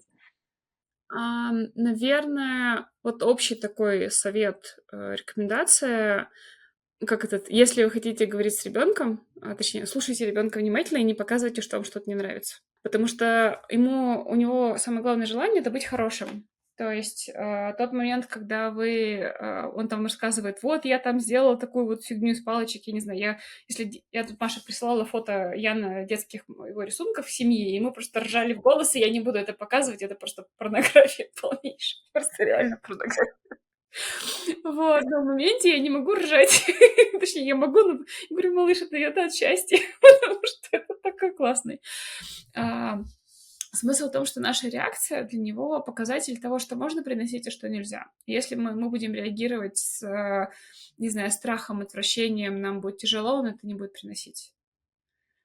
Соответственно, тот момент, когда он говорит, я расстроился, а ты ему говоришь, ну, ты сам виноват, он говорит, ну, больше я не буду к тебе приносить. Ну, то есть они приносят негативные эмоции, если наши в этот момент всплывают, и мы начинаем свои негативные на него проецировать, то, ну, мы будем разбираться со своими, а ему придется со своими в одиночку. И в следующий раз он предпочтет это не делать, не рассказывать маме, что он болеет, потому что он получит там реакцию, как бы, что, боже мой, ты опять заболел, ему еще это нужно будет держать от нас.